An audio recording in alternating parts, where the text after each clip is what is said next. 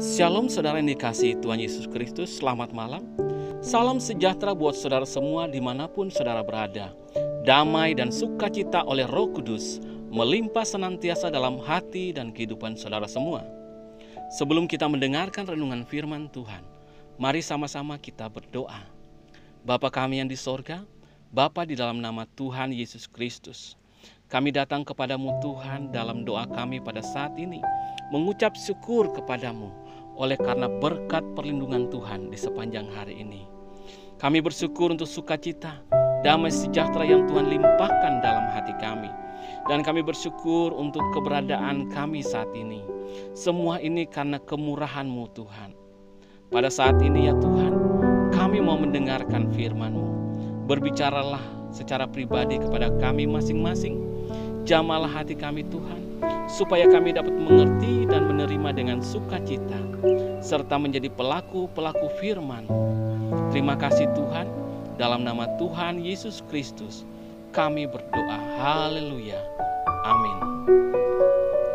Saudara yang dikasihi Tuhan, ayat renungan kita pada saat ini terdapat dalam kitab Nabi Hosea pasal 2, ayat 19 dan 20. Tertulis demikian.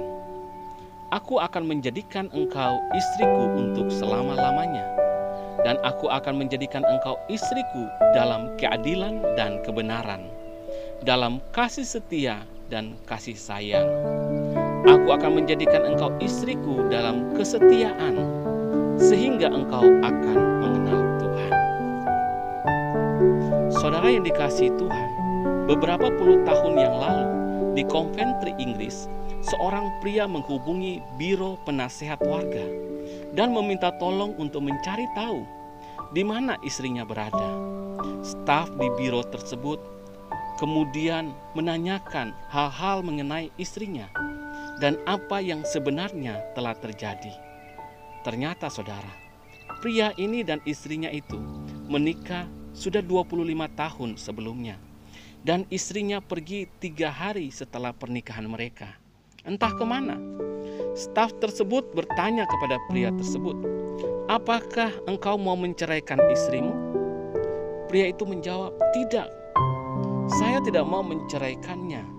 Saya berpikir akan sangat indah kalau kami bisa bertemu kembali untuk merayakan ulang tahun pernikahan kami yang ke-25. Cinta kasih pria itu kepada istrinya tidak pernah berubah selama waktu 25 tahun itu. Dan ia begitu merindukan untuk berjumpa dengan istrinya. Saudara yang dikasihi Tuhan, kitab Hosea mengandung suatu pesan yang dalam mengenai kasih dan kesetiaan Tuhan kepada kita manusia.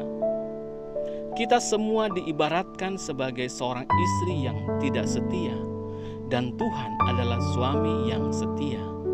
Kesetiaan Tuhan tidak berubah meskipun kita tidak setia, dan kesetiaan Tuhan membuatnya menanti-nanti dengan penuh kerinduan agar kita yang tidak setia ini kembali kepadanya dan memiliki hubungan yang erat dengan Tuhan. Kita semua yang percaya diibaratkan sebagai mempelai Kristus yang dipersiapkan dan dihiasi untuk menjadi indah dalam perjumpaan kita dengan Tuhan Yesus. Dalam Wahyu pasal 19 ayat 7 dan 8 menyebutkan tentang perjumpaan kita dengan Tuhan, yang merupakan saat yang indah, yang digambarkan seperti seorang mempelai perempuan berjumpa dengan mempelai laki-laki. Saudara yang dikasihi Tuhan, kembali kepada kitab Hosea.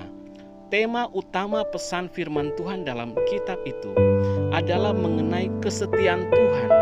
Dan sesungguhnya saudara, seluruh Alkitab juga berbicara tentang kesetiaan Tuhan kepada kita. Dalam 2 Timotius 2 ayat yang ke-13 tertulis, "Jika kita tidak setia, Dia tetap setia, karena Dia tidak dapat menyangkal dirinya." Sungguh betapa luar biasa kesetiaan Tuhan kepada kita. Meresponi kesetiaan Tuhan itu, ada beberapa hal yang hendaknya kita lakukan. Yang pertama, kembalilah kepada Tuhan. Kalau selama ini kita telah berlaku tidak setia, bila kita telah hidup menjauh dari Tuhan, hidup dalam berbagai dosa dan segala hal yang mendukakan hati Tuhan, marilah kita bertobat, saudara, kembali kepada Tuhan. Kalau ada di antara saudara yang terjerumus dalam dunia LGBT, merasa bahwa dirinya tidak sama dengan keadaan jasmaninya, mari kembali kepada Tuhan. Iblis ingin memperdaya saudara dengan tipu pikiran yang membinasakan. Yang kedua, saudara, cintailah Tuhan dengan cinta kasih yang sungguh-sungguh lahir dari hati kita. Mengasihinya berarti mentaati firman-Nya dan rela berkorban bagi Tuhan. Dan yang ketiga, saudara, setialah kepada Tuhan dalam segala keadaan, baik suka ataupun duka, senang atau susah, sehat atau sakit, kaya atau miskin. Biarlah hati kita selalu terpaut kepada Tuhan dan tidak tergoda kepada yang lain yang ditawarkan oleh dunia. Saudara yang dikasihi Tuhan, khusus bagi saudara-saudara pendengar yang berstatus sebagai istri yang saat ini sedang dikhianati suami, mungkin saudara merasa terganggu dengan analogi Tuhan dan kita sebagai suami dan istri. Mungkin pengibaratan ini membuat hati saudara terusik. Tetapi mari kita ambil inti pokok dari firman Tuhan, bahwa Tuhan selalu setia kepada kita dan Ia mau agar kita setia juga kepadanya. Jangan kita pandang enteng kesetiaan Tuhan. Jangan kita mengira bahwa karena Tuhan setia maka kita tidak perlu setia. Tidak demikian, saudara. Kita harus berhati-hati, sebab ketidaksetiaan yang terus-menerus akan membawa kita kepada penyangkalan. Dan penyangkalan akan Tuhan akan membuat kita tidak diakui oleh Tuhan dan ditolak untuk masuk ke dalam kerajaan-Nya. Maka dari itu, saudara, setialah dan kasihlah Tuhan selalu di sepanjang umur hidup kita di bumi ini. Amin. Mari kita berdoa, saudara. Bapa kami yang di sorga, Bapa, di dalam nama Tuhan Yesus Kristus, kami mengucap syukur untuk firman-Mu Tuhan yang sudah berbicara kepada kami, mengingatkan kami untuk senantiasa setia kepada-Mu. Ampunilah kami Tuhan, kalau selama ini kami tidak setia, kami menjauh dari Tuhan, kami bergelimang dosa, hidup dalam kejahatan, dan berbagai hal yang tidak berkenan kepada Tuhan. Ampunilah kami Tuhan, kami mau bertobat dan berbalik kepada-Mu. Kami mau menjadi pribadi-pribadi yang setia kepada-Mu. Tolong kami Tuhan, kuatkan hati kami, bangkitkan kami kembali Tuhan. Angkatlah kami dari lumpur dosa dan basuhlah kami dengan kuasa darah-Mu.